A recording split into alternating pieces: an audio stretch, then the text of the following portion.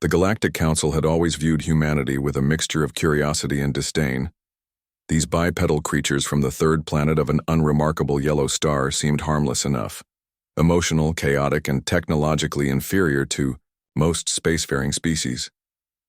The Vaxari Empire, one of the Council's most influential members, had particularly strong opinions about the humans and their primitive ways.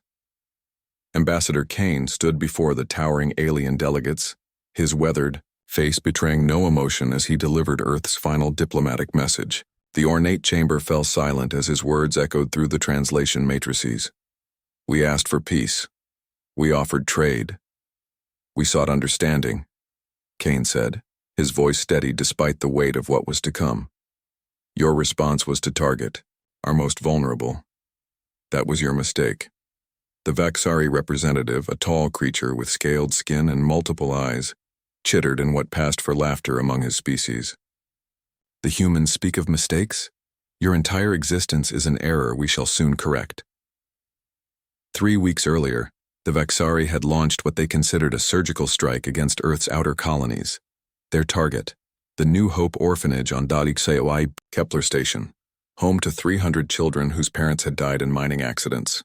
The alien commanders believed that eliminating these future breeders would send a clear message about humanity's place in the galaxy. They had no understanding of what they had unleashed. Within hours of the attack, every human vessel in known space began converging on Earth. Merchant ships, mining platforms, research stations, and military vessels, all heading home with grim determination. The normally bustling trade routes fell silent as humanity withdrew from galactic commerce entirely. The Galactic Council initially celebrated this apparent surrender. Economic projections showed that human withdrawal would benefit several member species through reduced competition.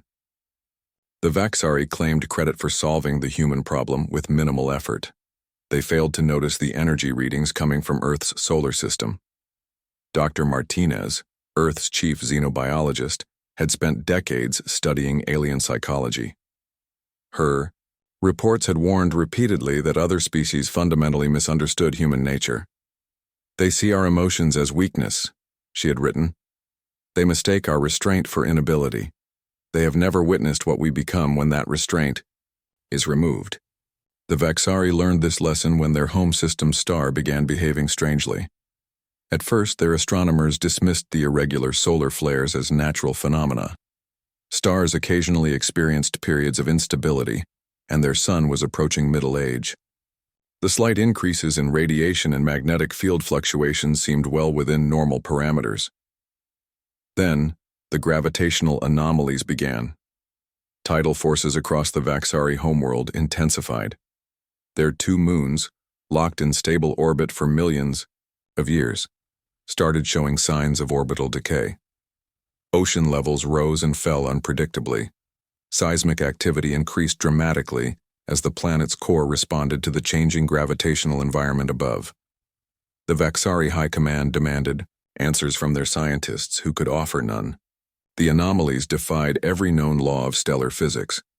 Stars did not simply begin collapsing without external influence, and no known technology could affect stellar masses from interstellar distances. No known technology except what humanity had been quietly developing. Admiral Foster watched the tactical displays from Earth's hidden command center, buried 3 kilometers beneath the Australian outback. The project his team had worked on for 20 years, dismissed by alien intelligence services as impossible human fantasy, was performing exactly as designed. Stellar compression at 70%, reported the technician. Vaxari system showing expected gravitational cascade, Foster nodded grimly. The technology had been inspired partly by human stubbornness and partly by alien arrogance. While other species had focused on conquering planets, humanity had quietly learned to manipulate stars themselves. The process required enormous energy, expenditure, and precise calculations. But the results spoke for themselves. The Vaxari star began its final collapse 18 hours later. Across their system, emergency broadcasts filled every communication channel. Evacuation fleets launched desperately toward neighboring systems, carrying whatever population they could manage. Most would not escape the expanding destruction zone in time. The star's death throes sent shockwaves through local space that would be felt for centuries. When the stellar matter finally reached critical density, it collapsed beyond the event horizon, creating a black hole where the Vaxari sun had burned for billions of years. The Galactic Council convened an emergency session. Representatives who had dismissed humanity as irrelevant now demanded explanations.